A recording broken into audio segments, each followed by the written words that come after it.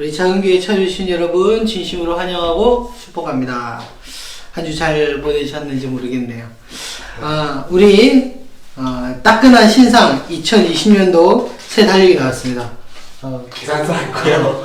귀엽죠? 빌지가. 안에 보면 이쁘게 이렇게 되어 있고 또 좀 간편하게 이렇게 둘 수 있어서 우리가 이제 또 선물용으로 또 직장 또 사람들 가족들에게 우리가 50부 했거든요.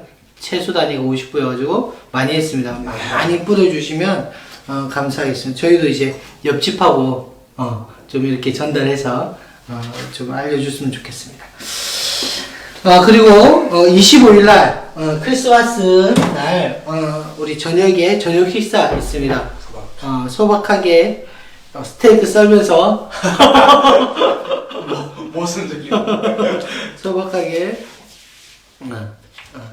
스테이크 썰면서 이제 했으면 좋겠습니다. 네, 감사합니다. 자, 그 다음 우리 12월은 문상규 전사님 설교가 있습니다. 기대해 주시고 또 준비해 주시면 감사하겠습니다. 우리 이 시간 사도행전 5장 17절에서부터 28절 말씀 함께 읽도록 하겠습니다. 사도행전 5장 17절에서부터 29절 말씀까지 하겠습니다. 29절 말씀까지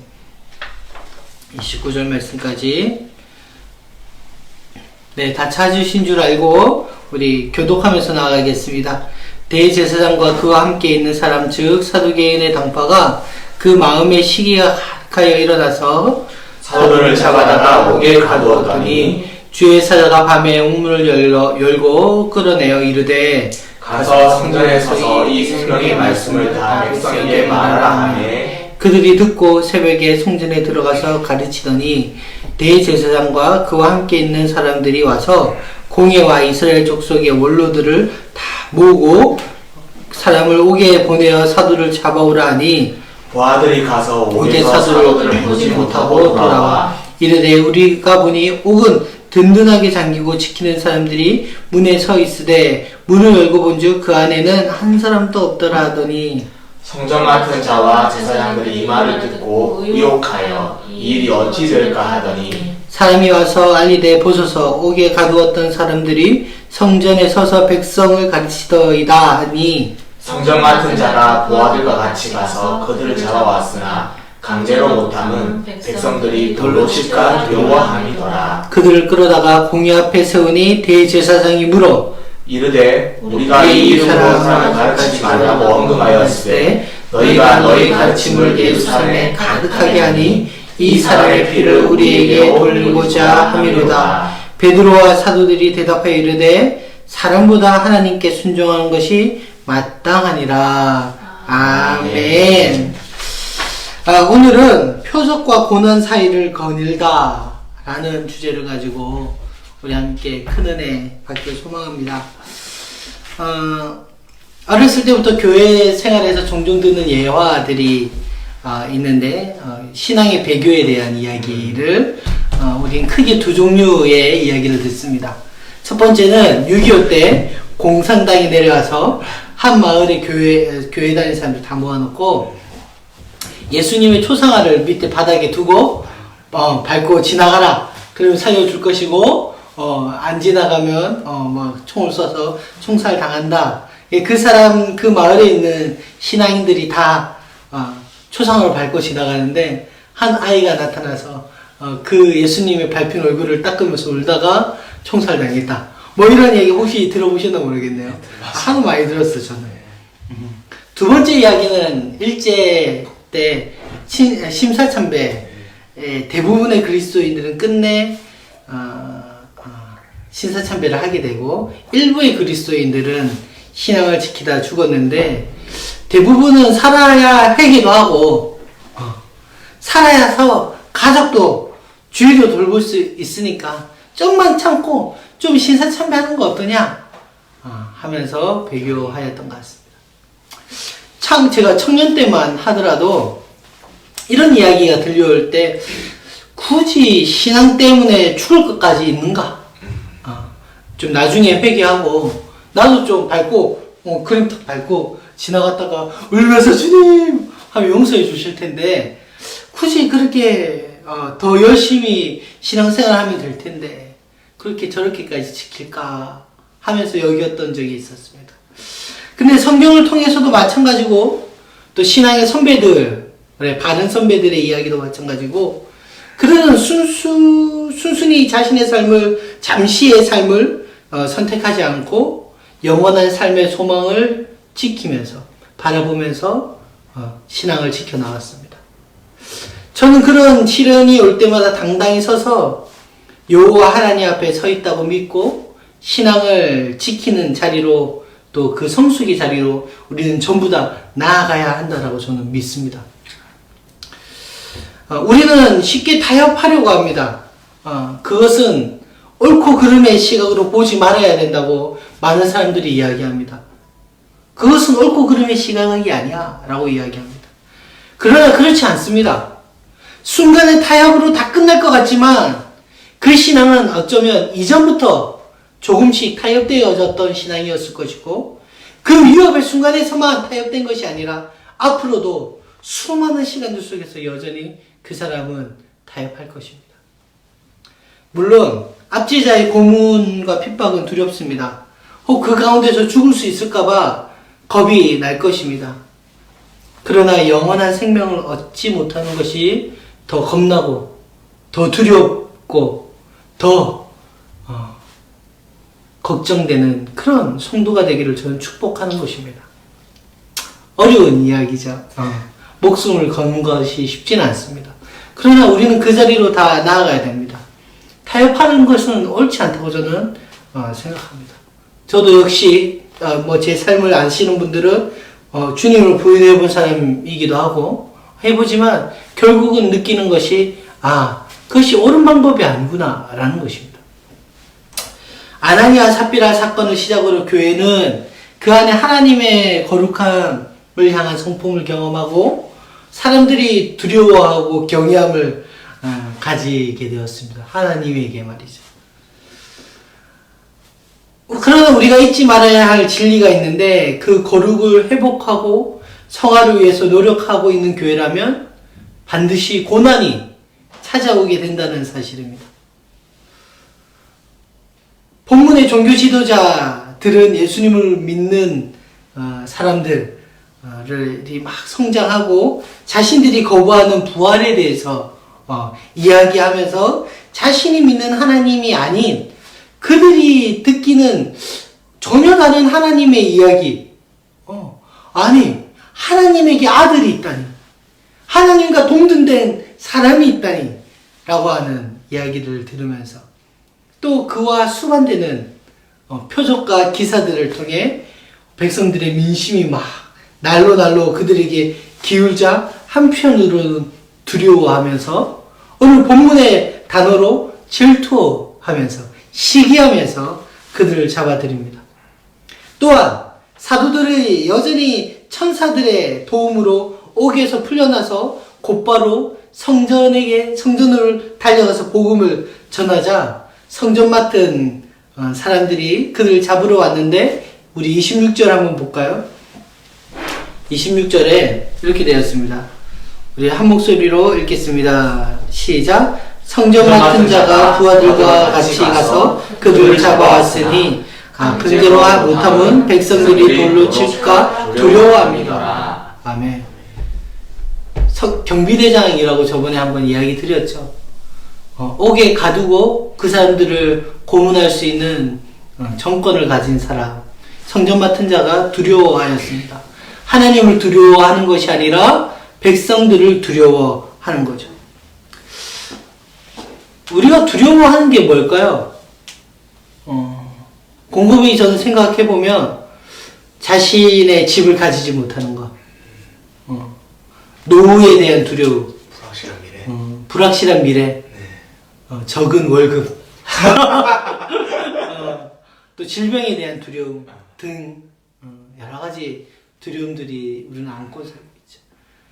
본문의 사두개인들이나 경비대장이나 별반 다르지 않는 모습으로 우리는 시기하고 질투하면서 두려워하면서 걱정하면서 진짜 두려워야 할 대상이 누구인지 모른 채 교회에 와서 신앙생활하고 여전히 그 모습이 맞는 양 우리는 그렇게 살아가고 있습니다. 우리는 진정 하나님을 두려워하며 경외하고 살고 있습니까? 여기 한 사람의 고백을 한번 들어보십시오. 그대가 이어받으십시오. 나의 죽는 날이 가까웠고 나의 생명은 하나님의 제단에 제물을 드렸습니다. 이것은 참으로 달려볼 가치가 있는 유일한 경주입니다. 나는 열심히 달려서 이제 막 결승점에 이르렀고 그 길에서 믿음을 지켰습니다. 이제 남은 것은 환호소리, 곧 하나님의 박수 갈채뿐입니다. 그것을 믿으십시오. 하나님은 공정한 재판장이십니다. 그분께서는 나뿐 아니라 그분의 오심을 간절히 기다리는 모든 이들에게도 공정하게 대해 주실 것입니다. 디모데후서 4장 6절에서 8절 메시지 성경으로 제가 한번 읽어드렸습니다. 죽음을 앞둔 바울의 고백입니다. 조국 교회 안에 교인들이 많이 이렇게 늘어났지만 그래서 교회들이 막 즐비하게 많이 들어서고 큰 교회의 문들은 점점 커져가는데 끝까지 믿음을 지키며 살아가는 것이 무엇인지, 왜 그 싸움을 하면서 선한 싸움이 왜 필요한지, 왜 그 선한 싸움을 피 흘리면서까지 싸워야 되는지 아는 사람이 없습니다. 교회 안에 악한 영들이 견디지 못해서 뛰쳐나가는 그런 싸움은 그쳐진 지 오래고, 핍박이 오고 고난이 오면 여러 모양의 분열들이 일어나고 우리의 전식 갑주들은 녹슬어버린 지가 오래입니다. 유일한 경주를 안 한 지 너무 오래되었고 하늘의 갈채소리를 들은 지 오래되어서 바람의 공허한 소리로 변해버린 이 현실의 교회들 속에 우리가 다시 돌아가야 되지 않을까 생각됩니다. 사랑하는 여러분, 지금 이 예루살렘 교회 안에 병든 모든 사람들이 나음을 얻고 세상 사람들이 교회를 두려워하고 허다한 사람들이 교회로 몰려오고 있는 지금 이때에 또다시 교회가 핍박을 받고 고난을 받습니다. 우리 17절 말씀 한번 볼까요? 17절 말씀 보면 우리 함께 읽겠습니다. 시작. 대제사장과 그와 함께 있는 사람, 즉 사두개인의 당파가 다 마음의 시기가 가득하여 일어나서, 마음의 시기가 다 시기가 가득하여 일어났다. 교회가 지금 성장하고 사람들이 참된 복음 안에 있는데 사두개인 그 당파 안에는 시기가 가득가득 지금 막 샘솟고 있습니다. 이 시기라는 말을 헬라어로 젤로스라고 하는데 여기에서 젤러스라는 영어 질투라고 하는 단어가 탄생했습니다. 이들은 하나님을 아는 것 같은데 그들 마음에는 막 질투와 시기가 가득하였습니다. 하나님의 백성 안에 하나님의 권능이 막 일어나는 것에 기뻐하는 것이 아니라 시기가 가득하여 사도들을 핍박하고 있습니다. 사도들을 18절에 어떻게 하고 있냐면, 그래서 사도들을 잡아다가 옥에 가두더니, 우리가 3장에서 미문에 앉은 사람을 이렇게 세운 다음에 복음을 전하자 공회에 잡혔던 것을 우리는 기억하십니다. 그리고 또다시 오늘 이 5장에서 공회에 잡혀 있습니다. 이 옥에 갇혔다라는 것은 그 당시에 좀 부유하고 권세 있는 사람 안에도 개인의 감옥들이 있습니다. 그런데 그런 감옥을 의미하는 것이 아니라 헬라어 원문은 공적인 감옥을 이야기하는 것입니다. 그 공적인 감옥 안에 이들이 잡혀 있는 것입니다. 시기하다라는 단어를 국어사전에, 네이버 국어사전에 보니까 남이 잘 되는 것을 셈하여 미워하다 라고 시기를 정의합니다. 하나님을 두려워하지 않는 사람들은 교회를 여전히 다니고 내가 하나님을 믿는다 하지만 하나님을 경외하지 않고 하나님을 두려워하지 않는 사람들은 먼저 된 것을 자랑하고 나중된 사람이 자신을 앞지르는 그 꼴을 못 보는 것입니다. 그래서 시기하게 되죠. 질투하게 됩니다. 천국의 방식으로 평가받는 것이 불만입니다. 자신이 오전 9시부터 열심히 나와서 일했는데 오후 4시에 와서 6시에 마친 그 일의 대가가 동일하게 받는 것에 대해서 시기합니다. 왜 그렇습니까? 천국의 방식을 전혀, 하나님의 성품을 전혀 이해하지 못하고 있기 때문입니다.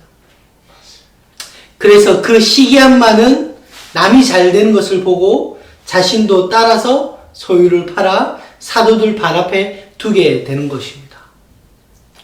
예수 믿는 사람들이 점점 늘어나자 시기하여 사도들을 옥에 가두게 됩니다.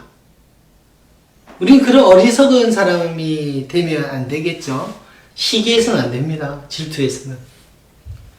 최근에 동산이몽의 최수종 하이라 부부 나온 거 저도 보지 못하고 기사로 뜬 걸 봤는데 천상계의 남자 이러면서 하이라가 결혼 초반에 음식을 하다가 손에 이렇게 살짝 베었대요. 그때부터 지금까지 최수정이 거의 99%의 음식을 만든답니다. 그걸 기사를 뜨면서 막 시작할 칭찬 일색으로 막 이렇게 그러면서 자연스레 자신의 남편을 보는 거죠. 저는 왜 그런 모습을 부러워하는지 모르겠습니다. 아마 많은 여성의 마음속 한편에 좀 편하게 대접받고 싶은 환상이 다 있는 것 같습니다. 남편도 마찬가지고요. 자신의 아내보다 좀 더 이쁜 여성과 결혼하면 남자들이 막 시기하고 그러지 않습니까? 그래서 한때 연정훈 죽이기 아십니까? 데스노트의 연정훈 이름 적기 이런 유행어가 떠도는 시기가 있었습니다. 한가인과 결혼할 때 말이죠. 시기는 하나님께서 인간에게 주신 본성의 내추럴함이 아니라 죄성으로 인해서 얼그러진 죄의 산물입니다.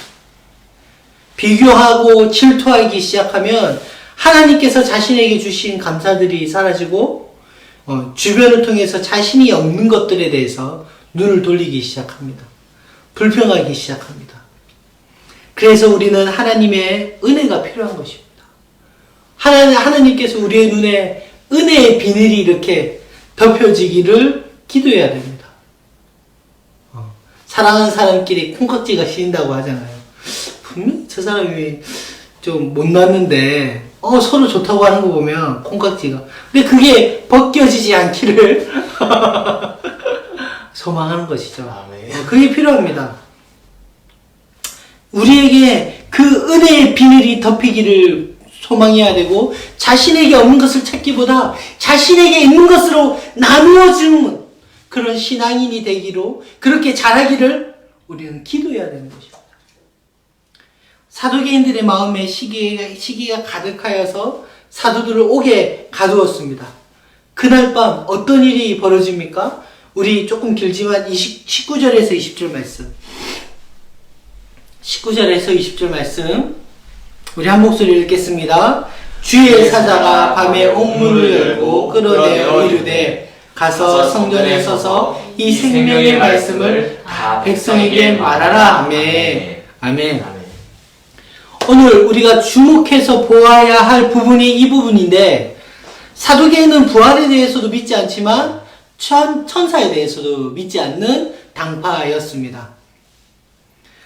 그런데 하나님께서는 이 인간들의 생각을 뛰어넘으시고 그들이 부정하는 방식으로 그 자신의 존재를 증명시키십니다. 아마 이 글을 읽고 있는 1세기의 누가 공동체 사람들, 처음 수신자들은 이 글을 보면서 고소하다 이런 생각을 아마 했을 겁니다. 왜냐? 문학적인 기법에서도 그들이 믿지 않는 방식으로 믿지 않는 어떠한 것들을 하나님께서는 그 방식을 그대로 역이용해서 풀어나가는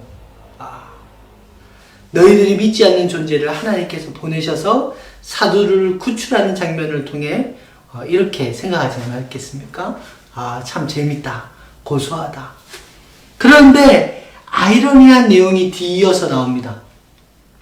오늘 주의 사자가 내려와서 사도들을 끌어내고 있는데, 주의 사자는 사도들을 끌고 나와서 안전한 피난처로 이끄는 것이 아니라 20절에 우리 다 같이 읽었지만 옥에서 사도들을 풀려나게 한 다음에 무엇이라고 이야기합니까?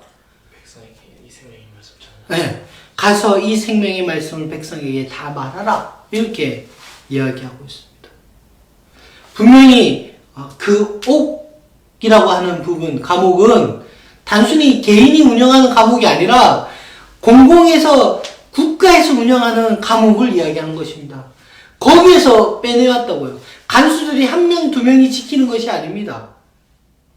그곳에서 빼나와가지고 불구하고 주의 사자가 사도를 풀어주었는데, 그리고 나서 사도들에게 이렇게 말할 수 있는 거 아닙니까? 야, 좀 잠시 안전한 곳에 좀 몸을 피하다가 숨기다가 하나님의 사인이 딱 있으면 그때 나와가지고 활동해라, 뭐 이렇게 충분히 이야기해도 됩니다. 그러나 그렇게 말하지 않습니다. 너는 다시 가서 곧바로 성전에 들어가서 그 새벽에 생명의 말씀을 다 백성들에게 전하라라고 명하고 있습니다. 사랑하는 여러분, 오늘 이들이 권세자들의 압제 속에서 곧 죽을지도 모르는 상황, 6장을 넘어가면 7장을 넘어가면 이제 순교자들이 생기기 시작하는데 곧 죽을지도 모르는 상황 가운데 있습니다. 그런데 하나님께서 이 고난을, 사도들을 이렇게 끄집어 내실 때 무엇 때문에 감옥에서 나오게 하십니까? 우리는 감옥에서 이렇게 기도할 거 아닙니까? 주님, 좀 다시 능력을 구하셔서 우리를 좀 안전한 곳으로, 목숨을 때는 보살펴 주시고, 뭐 이러한 기도들을 하면서 밤을 지새울 거 아닙니까? 그런데 하나님께서는 이 고난에서 사도들을 끄집어내실 때 그들을 안전하고 보호받는 자리에, 그들이 고난과 어려움에서 면제되는 자리로 끄집어내시는 것이 아니라는 것입니다. 어떻게 하고 계십니까? 그들이 감옥에 들어갈 수밖에 없었던, 그들이 고난에 처할 수밖에 없었던 그 이유 때문에 감옥에 갇혔는데 다시 나가서 그 이유대로 생명의 말씀을 전하라고 천사들을 보내고 있다는 것입니다.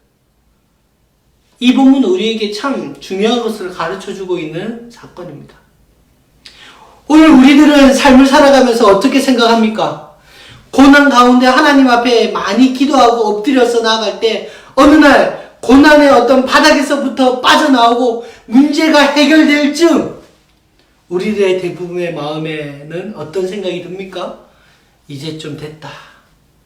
이제 좀 평안하고 안정된 삶이 주어져야 되지 않을까? 사람들은 다 그렇게 생각할 것 같습니다. 아기 예수를 품은 마리아의 삶은 축복이죠. 아기 예수를 품은 마리아는 모든 죄에서 구원할 메시아를 성령의 도움으로 잉태되었기 때문입니다. 그런데 마리아의 삶을 한번 보십시오. 남자를 알지 못하는 여자가 아이를 임신했으니 가족이 알면 돌을 들어서 아마 쳐 죽임을 당할 것입니다. 그런 위협 가운데 있었습니다. 얼마나 조마조마했을 것입니까? 아마 우리가 매스컴에서도 보지만 10대 아이가 임신한 것에 대해서 고민하면서 막 붕대를 막 배에 감고 티가 안 나려고 하고 결국은 화장실에서 아이를 출산해서 사산시키는 일들을, 또 아이를 버리는 일들을 이야기했습니다. 어쩌면 마리아에게 두려움이 있었더라면 가족한테 들키지 않으려고 이렇게 헝겊 같은 걸 이렇게 딱 싸서 꽉 조여서 티가 안 나게 하지 않았을까? 뭐 이런 생각들을 좀 하게 되었습니다. 그나마 요셉이 천사가 요셉에게 나타나서 그나마 이 사실을 좀 잘 받아들여서 가족이 되었습니다. 좀 사는 것 같은데 호적 등록을 하라고 국가에서 하는 바람에 내려가는 가운데 여성의 가장 일생에 중요한 새 생명을 잉태하는 그 분만을 어디에서 합니까? 헛간에서 합니다.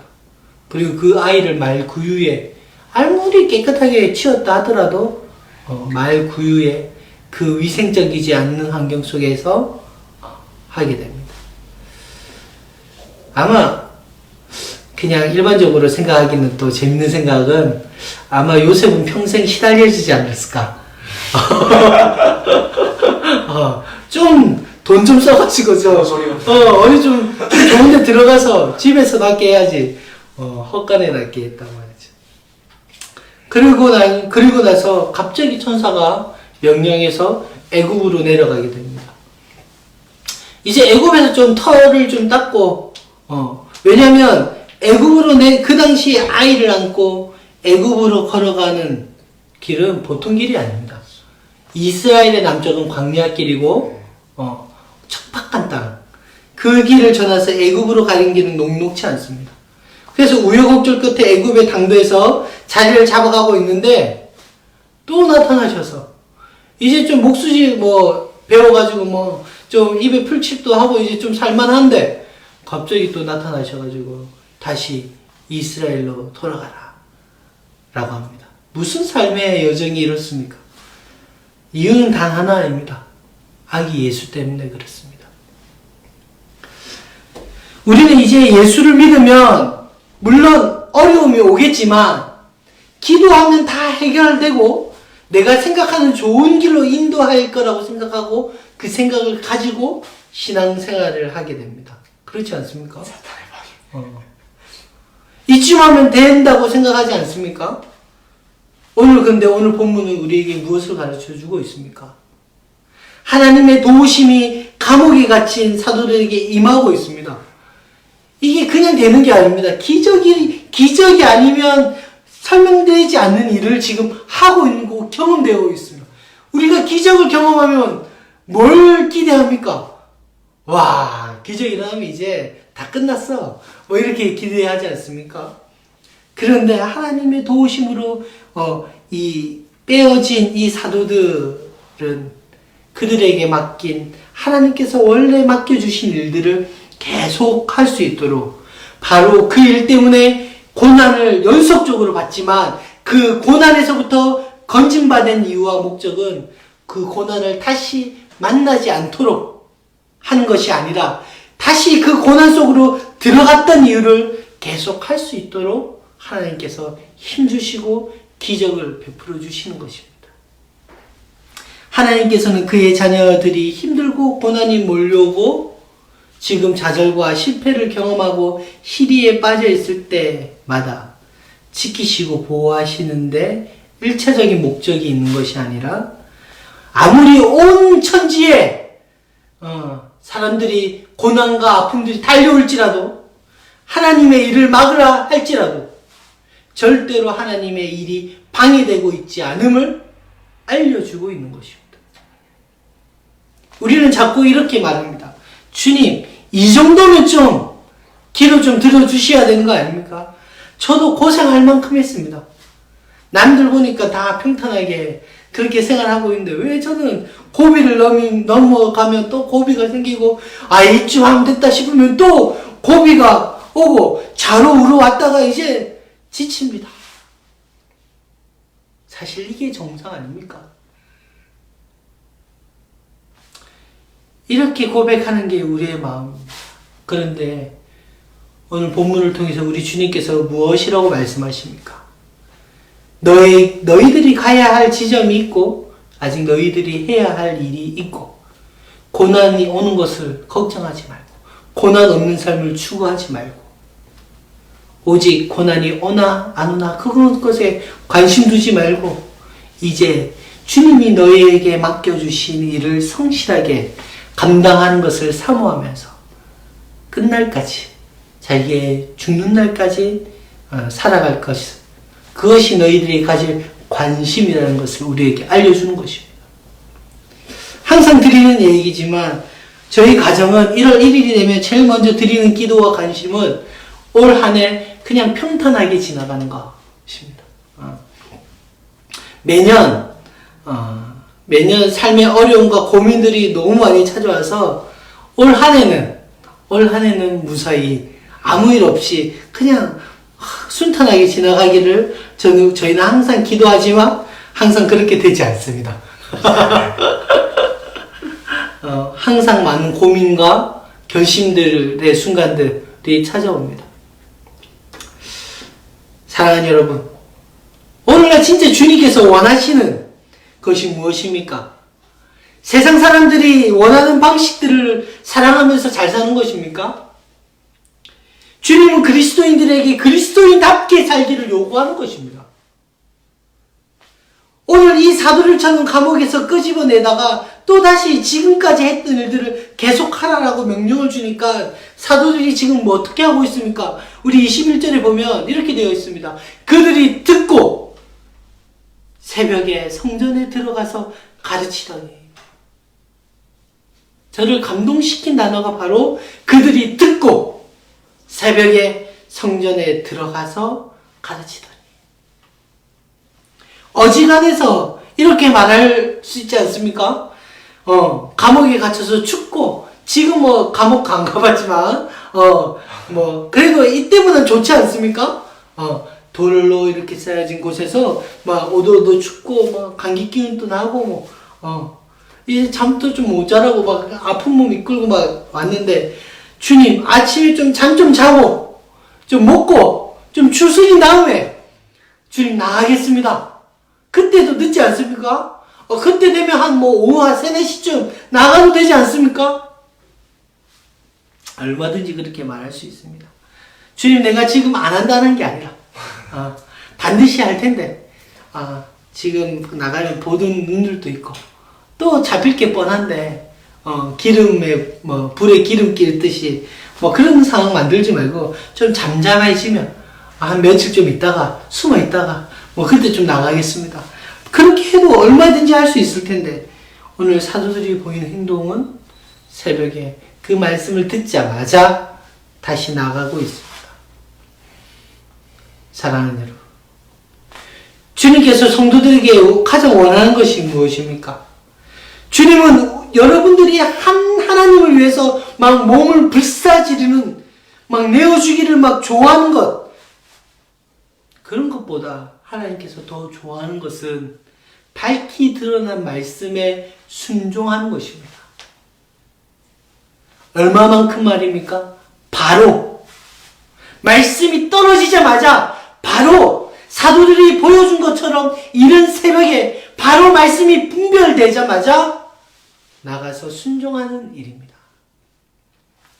우리들의 삶 속에 우리는 고난을 통해서 하나님의 음성을 듣고 연단되어진다고 생각하지만, 그 고난이 끝나면 금방 잊어버리고 다시는 고난이 좀 안 오도록 비껴나가도록 기도하고 있습니다. 그러나 사도들의 관심은 고난이 오나 이거는 관심 밖의 일입니다. 만약 사도들이 다시 복음을 전하려 새벽부터 성전에 들어가면 다시 올 고난이 더 크고 매섭다라는 것을 알고 있었을까요? 분명히 알고 있었을 것입니다. 그러나 사도들의 관심은 여기에 있지 않고, 사도들의 관심은 밝히 드러난 하나님의 말씀에 전심으로 즐거워하며 순종하는 것이 사도들의 마음에 가장 중요한 관심이었습니다. 고난이 거듭거듭 거쳐가면서 우리는 여전히 하나님의 의와 하나님이 기뻐하시는 것에 대한 관심보다 여전히 우리는 이 고난이 빨리 끝나서 우리의 삶이 좀 평탄해지기를 구하는 자리에 혹시 있지 않습니까? 고난이 끝나든지 안 끝나든지 이 모든 관심과 초점이 하나님께서 밝히 드러나게 하신 말씀에 그대로 순종하면서 하나님의 뜻들이 성취되어지고, 또 하나님의 뜻들이 성취되어지기 위해서 지금과 비교할 수 없는 고난이 온다 할지라도 그런 것과 상관없이 헌신되어지고 순종되어진 성도들을 주님께서 얼마나 기뻐하시고 찾으시는지 안다면 오늘 본문을 통해서 그것들을 깨닫기를 소망한 것입니다. 아멘. 그 누구도 주님이 원하신다고 밝혀진 말씀 그대로 지금 이른 새벽부터 순종하는 일들을 하지 않고 여전히 자기가 가지고 있는 생각들로만 타협하고 주장하며 사는지 모릅니다. 이 고난이 끝나면 또 다른 고난이 오는 게 뻔히 알면서도 우리는 죽기까지 이 고난이 없기를 기도하고 있습니다. 사도행전을 통해서 그리고 오늘 5장을 통해서 지금 우리가 손 내미는 삶으로 가지 못하면 우리가 더 가졌다고 생각할 때 여전히 우리는 손 내미는 신앙인이 되지 못합니다. 마찬가지로 우리가 지금 밝히 드러난 뜻 가운데 우리를 쳐서 순종하지 못하면 복종하여 이른 새벽부터 다시 저 성전으로 들어가는 사도들처럼 순종하는 삶을 살도록 배우지 못하고 이 싸움을 계속 하지 않는다면 우리는 앞으로도 교회는 열심히 나오고 봉사는 열심히 하고 핸드폰을 통해서 그 좋은 설교들을 정말 설교 잘하는 목사님들의 말씀들을 아무리 들어도 주님이 원하시는 사람으로 성장하지 못하는 것입니다. 하나님의 말씀보다 사람들의 관심과 눈치와 자랑들이 더 옳게 느껴지는 것입니다. 사도들이 새벽에 전한 생명의 말씀에 우리는 관심이 있습니까? 그 생명의 말씀에 우리가 진짜 관심이 있고 예배생활을 하고 있습니까? 우리 19절 20절 말씀 한번 볼까요? 19절에서 20절 말씀 우리 한 목소리로 읽겠습니다. 베드로와 아닙니까? 몇 절이죠? 19절 맞죠? 베드로? 주의 사자가 죄송합니다. 우리 19절부터 한번 보겠습니다. 주의 사자가 밤에 옥문을 열고 끌어내어 이르되 가서 성전에 가서 이 생명의 말씀을 다 백성에게 말하라. 네. 아멘. 그리고 29절 말씀 보겠습니다. 제가 잘못 적었네요. 29절 말씀 시작. 베드로와 사도들이 대답하여 이르되 사람보다 하나님께 순종하는 것이 마땅하니라. 아멘. 이것이 사도들의 관점이고 관심이고 자랑입니다. 우리들의 관점도 우리들의 관심도 우리들의 자랑도 여기에 있어야 됩니다. 29절 말씀 사람보다 하나님께 순종하는 것이 마땅하니라. 고린도후서 4장 7절에 우리가 이 보배를 질그릇에 가졌으니 이는 심히 큰 능력은 하나님께 있고 우리에게 있지 아니함을 알게 하려 합니다. 그 보배를 우리가 우리의 질그릇에 담았는데 우리가 그것들을 나타내는 사람으로 살아야 되지 않겠습니까? 말씀을 정리하겠습니다. 지금 사도들은 표적과 핍박 사이를 가르며 살고 있습니다. 그 바로 앞에 병자들이 낫게 하고 심지어 베드로의 그림자라도 덮이면 좀 나을까 어릴까봐 막 그런 능력을 행하고 있는 그 표적 가운데 또 복음을 전했고 부활을 전했다고 핍박을 받는 그 사이를 지나면서 이 사도들은 그 어디에도 치우치지 않고 본디 자신에게 주어진 그 사명이 무엇인 줄 알고 한 길을 걸으면서 걸어가고 있습니다. 때로는 좀 타협해도 괜찮을 텐데 라는 아니면 꼭 지금이 아니라도 괜찮을 텐데 라고 하는 생각들이 오가면서 그렇지 않겠습니까? 인간인지라 그들의 초점은 항상 그분의 말씀에 있었던 것입니다. 우리 오늘 주보에는 안 나와 있지만 오늘 본문 말씀에 5장 마무리를 같이 함께 하고 싶습니다. 5장 40절에서부터 42절 말씀. 5장 40절에서부터 42절 말씀까지. 우리 한 목소리로 읽겠습니다. 그들이 옳게 여겨 사도들을 불러들여 책찍질하며 예수의 이름으로 말하는 것을 금하고 놓으니 사도들은 그 이름을 위하여 능력받는 일에 합당한 자로 여기심을 기뻐하면서 공의 앞에 떠나니라. 그들이 날마다 성전에 있든지 집에 있든지 예수는 그리스도라고 가르치기와 전도하기를 그치지 아니하니라. 아멘. 어쩌면 이들은 그들이 40절에 보면 책짓질을 당하고 나서 풀림을 받았죠. 어쩌면 이들은 예수님께서 받았던 그 책질, 그 책질 끝에 쇠구슬과 동물의 발톱뼈를 책찍에 달아서 휘두를 때마다 살점이 패이고 깎이는 그 고통을 어쩌면 감내해야 했을 것입니다. 그러나 천사가 다시 구해주든지 말든지 그 이름으로 인해 당하는 일은 기쁨으로 여기며 다시 몸을 추스려서 생명의 말씀을 전합니다. 어디에 있든지, 성전에 있든지, 가정에 있든지. 우리가 사도교회를 본받는다고 한다면 이러한 모습을 좀 본받아야 되지 않겠습니까? 우리를 구원한 메시아, 그 그리스도를 전하는 삶으로 부름받았다는 사실을 기억하면서 한 주 살기를 축복합니다. 아멘. 우리 함께 예배합니다.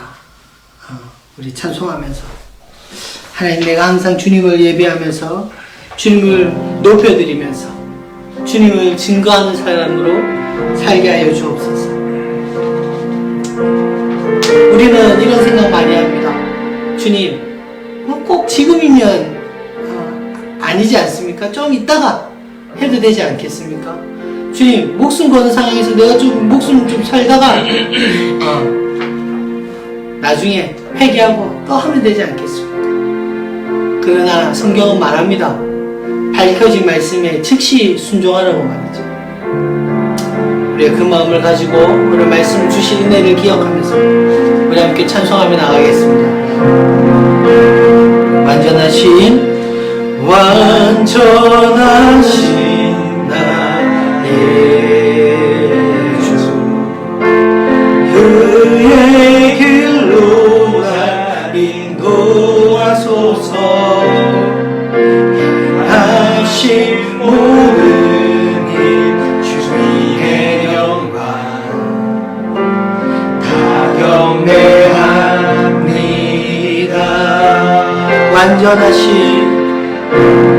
완전하신 나의 주, 의의 길로 날 인도하소서. 행하신 모든 일 주님의 영광 다 경배합니다. 다 경배합니다. 예배합니다. 찬양합니다. 주님만 날 다스리소서. 날 다스리소서. 예배합니다. 찬양합니다. 주님 홀로 높임 받으소서. 예배합니다.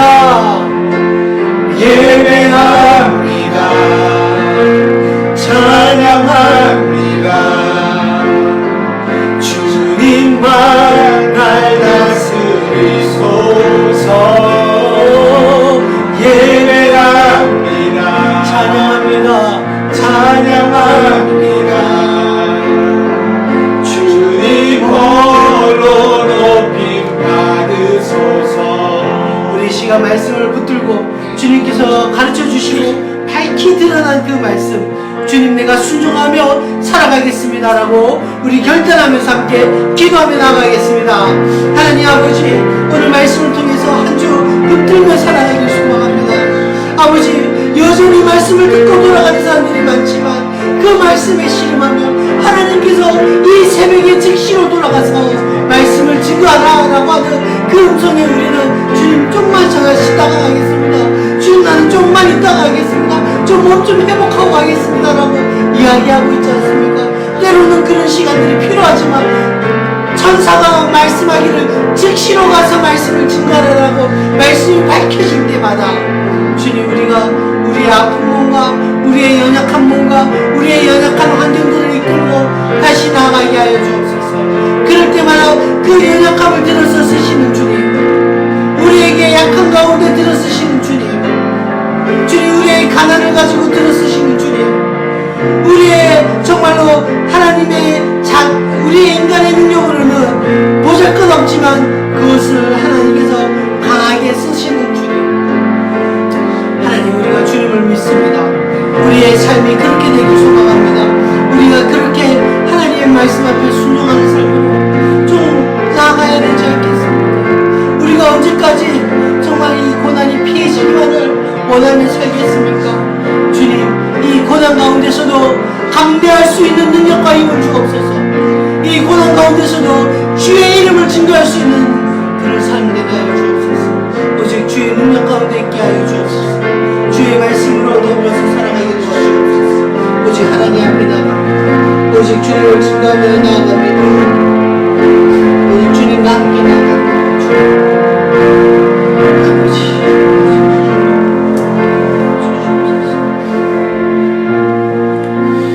주님, 오늘도 우리에게 예전에 뜨거움이 있었습니다. 주님을 위해서라면 우리의 몸과 우리의 영혼을 바칠 준비까지 다 되어 있었던 그런 사람이었습니다. 그런데 시간이 지나면서 우리는 고난이 올 때마다 좀 더 안정된 삶을 추구하기 시작하고, 우리에게 주님께서 맡겨진 사명이 무엇인지 알면서 좀 있다가 하려고 했던 우리의 마음들 주님 용서해 주옵소서. 어디에 있던 어느 순간에 있던 주님께서 말씀을 통해서 밝히 드러난 그 말씀에 고뇌하고 고민하고 부딪히고 깨어지고 또 가서 그 말씀 붙들고 살아갈 수 있는 사람 되게 하여 주옵소서. 주님, 그런 사람으로 성장하고 세워지기를 원하시는데 우리는 여전히 어린아이 같은 신앙으로 그저 예배를 드리고 가는 것으로 만족하는 신앙으로 갈까봐 겁이 납니다. 또 그것들을 추구할까봐 겁이 납니다. 주님 말씀하십니다. 주님 말씀하십시오. 주님 그 말씀에 순종하겠습니다. 그 은혜를 가지고 또 한 주 살아가기를 소망합니다. 이제는 예수 그리스도의 은혜와 하나님의 그 크신 사랑과 성령님의 교통하심이 오늘 말씀을 듣고 그 말씀이 밝히 드러낸 그 은혜를 가지고 또 한 주 살아가며 주님 감당할 수 있도록 주님 도와주십시오 라고 매달리는 그 신앙인의 삶으로 돌아가기를 추구하는 모든 사람들 머리머리 위에 지금부터 영원까지 함께 있을지어다. 아멘.